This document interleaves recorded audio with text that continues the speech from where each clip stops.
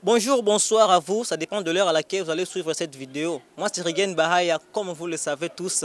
Aujourd'hui vous allez constater que je suis dans la peau d'un journaliste et à côté de moi j'ai un monsieur très honoré, un monsieur que moi j'appelle le coach Jérémy Lileke. Nous allons un peu essayer de décortiquer ces thèmes, cette vague qui attaque aujourd'hui la ville-province de Kinshasa, le kidnapping. Et vous tous, vous le savez, partout où vous vous trouvez dans le monde, il faut le savoir que Kinshasa est en train d'être abattu avec ces malfaiteurs des kidnappeurs qui enlèvent des gens par-ci par-là, qui laissent des orphelins, qui laissent des veuves, des veufs, des grands-parents qui partent, des porteurs disparus. Alors, je vous demande, si vous êtes nouveau ou nouvelle dans cette chaîne, je vous prie de vous abonner, car dans cette chaîne, nous partageons des grandes choses et des bonnes choses sur votre vie quotidienne. Nous faisons de la motivation, du business, de l'entrepreneuriat. Nous parlons de tout ça. Alors, n'hésitez pas de vous abonner et de cliquer sur la cloche de notification. Quant à moi, je vous dis, on se retrouve tout juste après.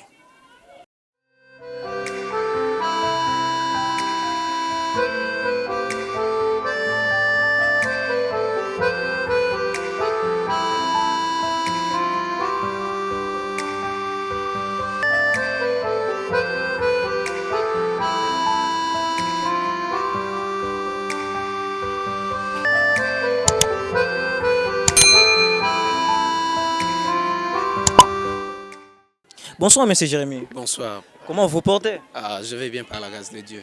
Ok, monsieur Jérémy, comme je vous l'avais déjà présenté, monsieur Jérémy, il va essayer aussi de se présenter parce qu'il a ses 32 dents aussi. Il est un grand homme, comme je vous l'avais dit. Merci beaucoup. Je réponds au nom de Jérémy Lileke. Je suis jeune, j'aime trop, je me base trop à l'entrepreneuriat et puis et la musique, je fais la musique aussi. Et, et puis la politique, j'aime aussi la politique. C'est un peu ça. Ok, comme il aime la politique, c'est que nous l'avons. Ok, monsieur Jérémy Leleke, je ne sais pas si vous avez déjà entendu parler de cette vague qui attaque aujourd'hui la ville-province de Kinshasa, le kidnapping. Vous pouvez un peu nous en parler sur ça? Bon oui, ces problèmes-là, c'est un fléau qui ravage vraiment la ville de Kinshasa et ça fait vraiment peur de marcher même pendant la journée. Même pendant la journée, pour marcher seulement, je perds. Même entrer dans des bus, je perds seulement. Avant d'entrer dans des bus, je regarde d'abord les personnes qui sont derrière moi, qui sont devant moi, la personne qui conduit. Donc ça fait vraiment peur. C'est un fléau que je ne sais même pas quoi dire par là. Alors, qu'est-ce que vous entendez, qu'est-ce que vous en savez plus, pardon, de cette mouvement en fait de cette mouvement qui se sont organisés pour enlever les gens? Bon, de ce que, parce que je n'ai pas encore, je n'ai pas encore vécu cela, mais de ce qui, comme les ont dit, il y a des jeunes qui se sont mis pour enlever des personnes et puis ôter leurs organes. C'est un problème en fait qui fait un peu mal au cœur. Une personne tuer son frère du pays, congolais, tuer son frère pour prendre ses organes et les vendre. Bon, c'est vraiment, ça fait mal. En tout cas, ça fait mal, vraiment, comme vous le dites.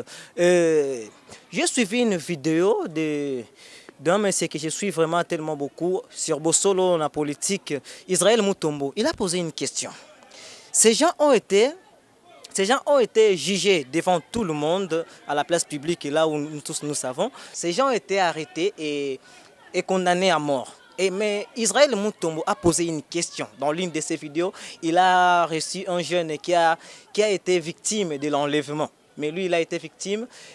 Il a posé une question. Si ces gens, par rapport à ce qu'ils ont fait, qu'ils restent dans la prison jusqu'à leur mort, ou soit qu'ils soient pendus publiquement. Bon, monsieur le journaliste, ce qui me fait mal au cœur, c'est parce que notre justice est corrompue. Le gouvernement aussi en est responsable. La FRDC aussi en est corrompue. La police corrompue. Les politiciens corrompus. Personne n'est, je peux dire quoi, personne n'est là pour sauver pour les biens de la société. Et ils ont eu des postes pour remplir leurs poches. Ils ont eu des postes pour faire des blabla à la télévision. Ils ont eu des postes pour nous convaincre de l'air français là, et parce qu'ils savent bien parler le français. Vraiment, un procès médiatisé, d'où la condamnation est publique. La condamnation a été publique. Mais pour prouver cette condamnation-là, cela devient en cachette. Pourquoi? Et pourquoi médiatiser un procès plutôt d'où la source, vous le savez bien que la source n'est pas de simples personnes, mais de personnes qui ont de postes ici, dans ces pays, qui ont de grands postes ici. Pourquoi médiatiser? Ils ont médiatisé, ils nous ont conduits dans des blablala, des choses terre à terre là, avec des questions sans importance. Les questions n'étaient pas importantes. Nous attendions des questions importantes de ces procès-là. Pourquoi ils n'ont pas demandé les personnes auxquelles ils leur appuient? Nous attendions ce genre de questions-là. Vous voyez, ils ont dit, leur sentence c'est la mort. Et ensuite, dans des vidéos, ils sont libérés. Pourquoi? Est-ce que vous croyez à ces TikTokers, YouTubeurs qui disent que ces gens sont libérés? Papa, ils peuvent avoir raison. Ils ont raison. C'est parce que, vous savez, lorsque vous engagez à un sujet ou à un problème qui touche la nation, il faut convaincre aussi les patriotes. Vous voyez, ils ont condamné les gens. Pourquoi pas prouver leur sentence de la mort? Ils ont dit que Kaba Kaba sera puni de mort, peine de mort. Mais où est-ce? Nous attendions les photos, les vidéos parce que les procès étaient médiatisés. Et pourquoi médiatiser les procès et puis la condamnation en cachette? Ok, M. Jérémy, si vous étiez à la place de ces juges, soit de ces procureurs, qui aurait pu faire?